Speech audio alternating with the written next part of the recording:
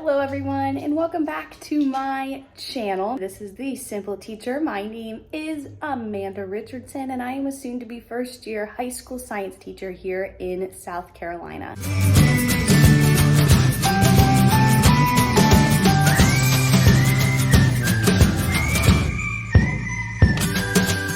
So today's video is going to be all about books, but couple things before we get started. If you've been following along since the beginning, you know that my best friend and I have also created some digital teacher resources, including our pride and joy, our digital planners. So right now, our digital planners have been reduced in price.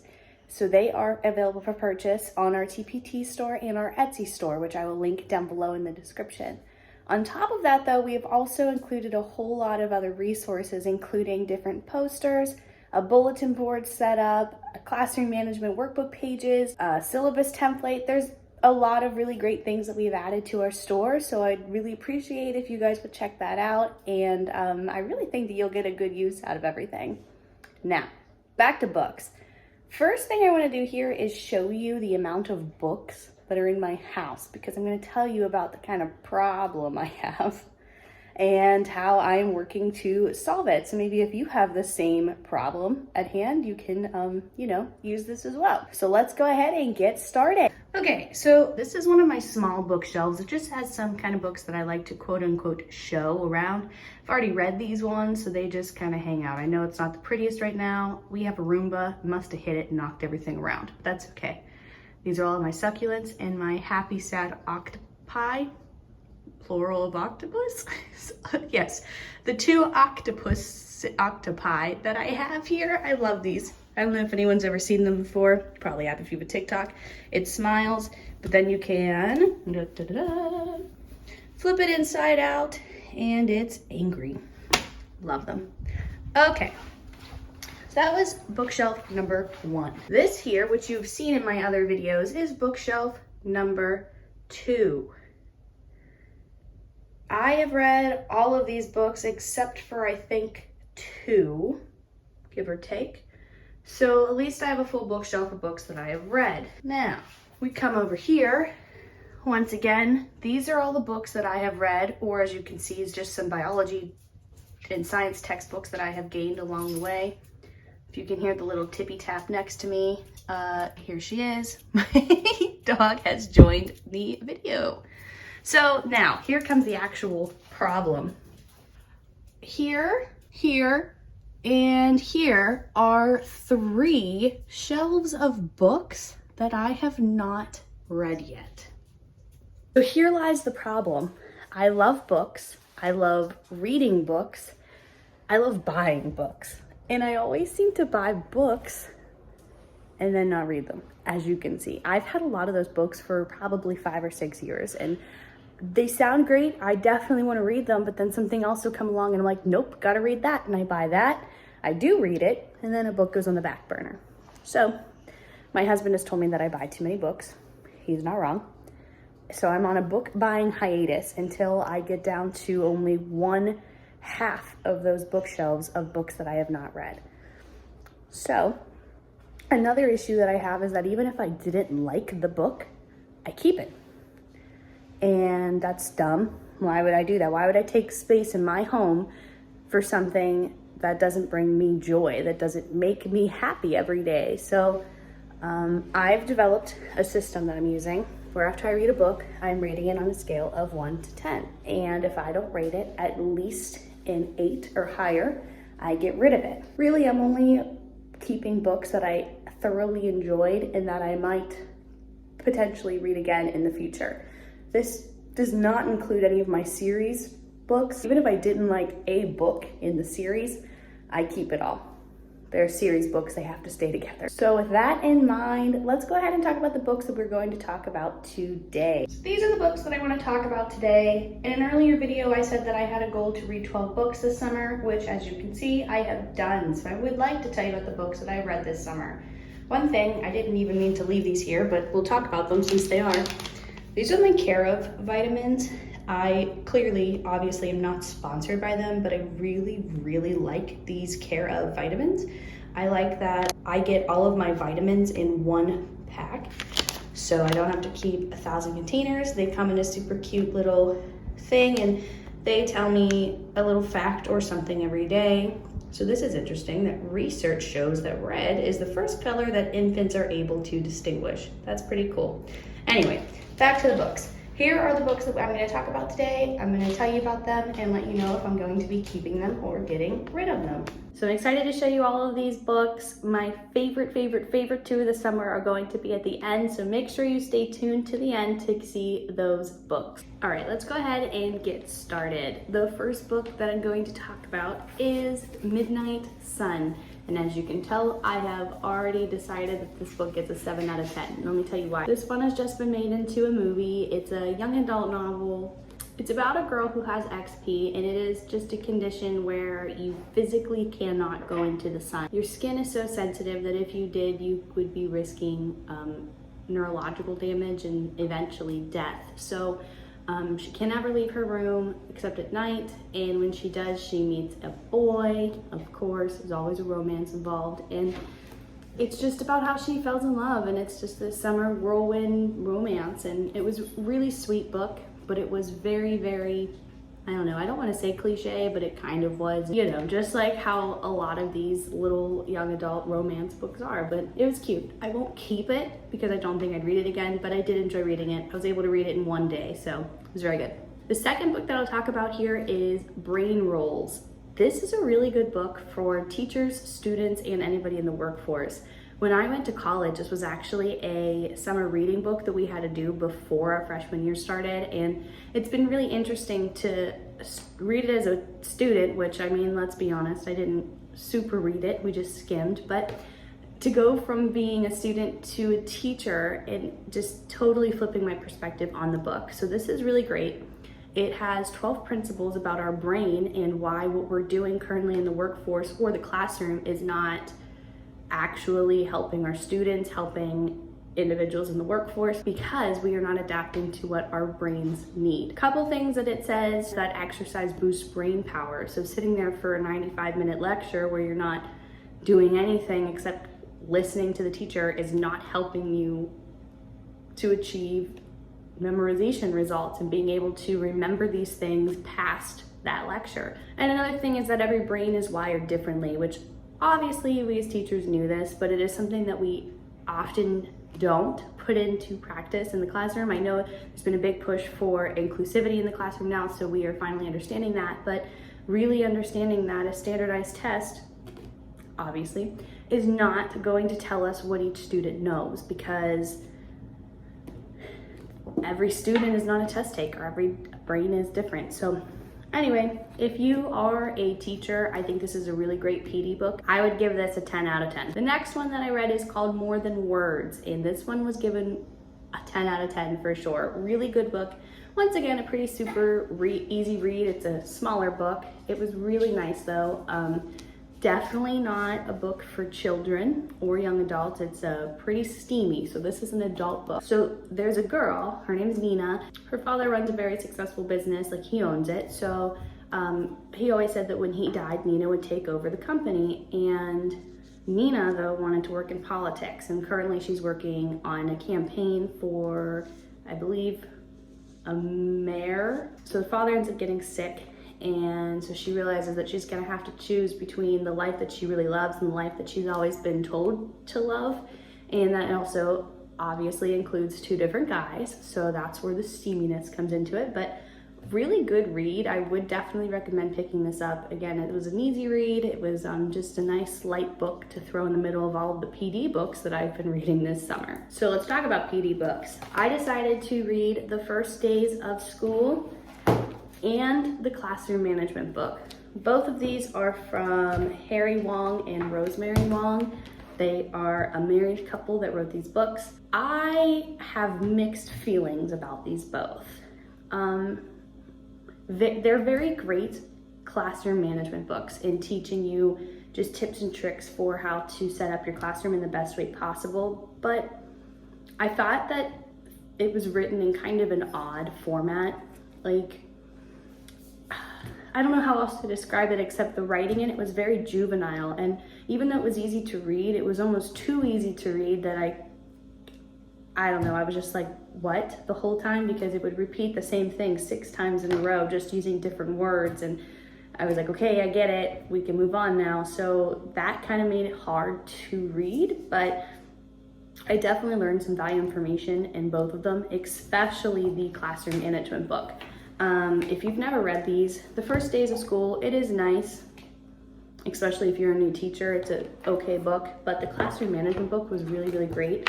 What I like is that it starts with preparation and then it goes into procedures. So like this would start procedures for the first day of school, and it goes through exactly how you should do the first days of school and what are different games that you could play. How should you be setting things up? How should you be collecting notes and forms from students? Or how should you handle classroom tardiness? Just things like that. And I think that this is just this is a good book. I like this. I learned a lot about how I want to handle my classroom from reading this book. So both were great. I would probably give The First Days of School a 7 out of 10 and this book an 8 out of 10. I think that I will always keep the classroom management book, but I took notes on the things that are most important to me in the first days of school, so I'll probably end up getting rid of that book. The next book is very interesting. This is actually the second summer now that I am trying to finish this book. I still haven't finished it, but I'm almost done, so we're gonna talk about it. It's called Seashell Season by Holly Chamberlain, who I like as an author. I liked the premise of this book. It is just so long and hard to read, and I just want to get to the end because I know it's gonna have a great ending. I can already tell. It's not my favorite read. It might be yours, so that's why I'm going to talk about it, because it is a great book and it has a very good plot to it. Essentially, there's a man and a woman. She gets pregnant, they have a baby, he becomes oddly possessive of the baby, realizes that she wants to leave him, so he kidnaps her, and for like 16 years she's just gone. And Verity, the main character, the mom, she works really hard, obviously trying to find her daughter, never gave up on finding her daughter, and then the cops end up finding her. So the dad goes to jail and her daughter ends up moving back in with her. So it's the story of this tumultuous relationship that they have now, because the daughter doesn't know her and doesn't really understand anything about her because the dad's been feeding a lot of false information to her. So it's just them learning to love each other and bond as mother and daughter. So like I said, very good premise. I have enjoyed the book. It is just hard for me to read. So because of that, once I finish this, I will not be keeping it, but I'm going to finish this before school starts. So these next 2 books are actually from a friend of mine. Her name is Camille Johnson and she writes poetry. So the one that I really, really enjoyed was Poppies on a Cloud, which is actually written in like a story format. And then this one is just a book of poems called The Delicacy of the Dirt. I actually just got these this weekend because she did a little pop-up art event and was selling these, so I bought them both. This one, like I said, was really, really great. Obviously, it didn't take too long to read it, but I know this one definitely is on Amazon. I believe they both are. So if you're interested, I would check it out because it was sweet. This one actually wasn't really that sweet, but it was sweet. So it was just about this kid. You know, she clearly did not have a great childhood and just her growing up and becoming her own person. So I would recommend these. I will keep, not just because I know the author, but because I really enjoyed reading them. So now we'll come to another, I guess it's a PD book, but I wouldn't say this is professional development. This would be personal development book, 13 Things Mentally Strong Women Don't Do. So this one goes through 13 things that women who are mentally strong don't do. And some of these I've noticed that I do. So clearly I am not a mentally strong woman yet. So this book was a really great read. She's a licensed clinical social worker. So it's written from her social work and how she's had these clients come to her about multiple things. So she's able to talk about the clinical side of things, but she also shares some of her clients' stories, which is really nice because it breaks up the whole, this is what you should not be doing and how can you do this better, by showing how individuals have actually done it. It's really, meant to change some of your behaviors if you actually read the book and apply it. Like, for instance, a couple things that I do are that I insist on perfection and I overthink everything. So this book says that mentally strong women don't do either one of those things. So it's something that I have been personally working on, that everything does not need to be perfect. And also, when I close my eyes at night, that does not mean I need to think about the bad things I did when I was 10 years old. Stop overthinking, it's going to be okay. I give this a 9 out of 10 because, I mean, it was kind of clinical, so it was a longer read, but it was a really, really great book and something that I will always go back and reference. So this one will be staying in the house. This one is called The Haunting of Ashburn House. This was pretty cool. I gave it a 9 out of 10 just because I thought the ending was kind of corny, but essentially there's this woman, she inherits a house from a great aunt that she didn't know existed, and she's like, that's amazing, I have no money, I have no house, I have nothing, so this would be great for me to go and live. And she gets there and clearly the house is haunted. There's some weird things going on and she's like, okay, I don't know what to do because she has nowhere else to go. She has honestly nothing. Her mom had just passed away, like she has no other family. So she stays in the house. Lots of haunting stuff happens. And like I said, the ending was a little corny, but the rest of the book made it worth it. I could definitely see myself picking this up and reading it again. So yeah. 9 out of 10. It's a spooky story. There were some nights that I actually scared myself because I'd be reading it at like midnight in the dark, basically. So I'd have to stop reading it and read something else before I could go to bed. But yeah, really good book. Highly recommend. This book is called What to Say Next. Another young adult book, another romance book. This one is super cute. I really enjoyed it. I think it's a one-time read, so I don't think that I'll keep it, but there's a boy who really lacks, he's socially awkward. He doesn't really understand social cues, and he has a notebook that his sister helped him make to teach him how to go through life because he just doesn't get euphemisms, or he doesn't understand when people are making fun of him and not being nice to him and things like that. So that's him. And then there's a girl named Kit, who is one of the popular kids, and her dad ends up passing away. So because of that, she kind of has like a whole, what am I doing with my life? This is not how I want my life to be. I don't want to hang out with the popular kind of mean girls. And she just sits at the kids' table one day at lunch because she didn't want to talk to anybody, and they become friends, and it's a really sweet book. Like I said, this is a young adult book, so for me this is a one-time read, but it's super sweet. I really enjoyed reading it, and I think that if you're into young adult books that you'd really enjoy it as well. We are down to the final two, and these, like I said, are my two absolute favorites, so I'm glad that you stuck around to get to see these books. The first is That You Are a Badass Every Day by Jen Sincero. I didn't think about how to say her name before I filmed this video. Anyway, so I have read You Are a Badass, You Are a Badass at Making Money, You Are a Badass, the Habit book, and then now You Are a Badass Every Day. This one's really nice because they're short, sweet pages of just, you're supposed to read 1 or 2 a day, and some of them tell you to do things, some of them tell you to journal things, some tell you how you can change your mindset, and it's just ways to keep in that mindfulness and gratitude frequency so that you can manifest the life of your dreams. Again, I really liked it. I'll share the one thing that I have done many, many times, so I have it still like saved on the page. But it just says, close your eyes and conjure up an image of yourself living in your ideal reality. Get as many specifics and places as possible, and when you feel the wave of joy and excitement rush through you, notice where in your body you feel it. Is it in your chest, your gut, your head? If no feeling hits you right away, stay in that space of visualizing your most joyful world and keep sinking deeper and deeper into the details of it until you get a visceral reaction. Once you've identified where in your body you feel the tingling of excited anticipation, make a point to keep placing your hands there all day and conjuring up that feeling. The more grounded you become in the energy of your new reality, the sooner that new reality will take form in the physical world. So it's just a meditation and manifesting technique where you just think of what is your ideal life, where do you want to be, and just really, really feel it and keep allowing yourself to feel it throughout the day. And it's something that I constantly remind myself of, you know, this is what I want and this is how I'm going to achieve it. This is how it feels once I have achieved it. It's a great exercise. You should try it. Okay, so this last book is actually probably one of my favorite books that I've ever read, and I would highly recommend. It is kind of sad, but it is so incredible.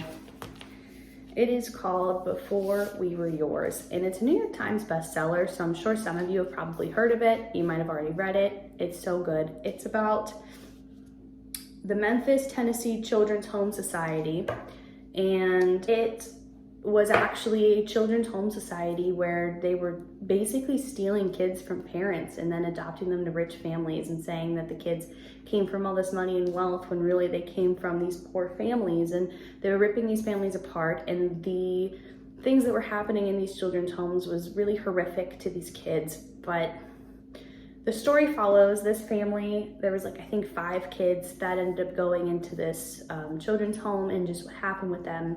And what's interesting on top of that is that then it fast forwards to somebody in current day and the life that she's leading now, not from the children's home, she's just somebody else. But then you find out somehow that they are going to be connected, the children from before and her now. So that was the super cool part. It was extremely well written. I would highly, highly, highly recommend reading this book. I don't want to say too much more because I don't want to spoil it. But definitely, if you're not going to read any of these other books I've talked about, this is the one that I think you all should read. That's it for me. I hit my goal. I have read more than 12 books this summer, and actually summer's not over. Today when I'm filming it, it is only July 19th. So I have until August 9th to keep on reading and see how many books I can get done this summer.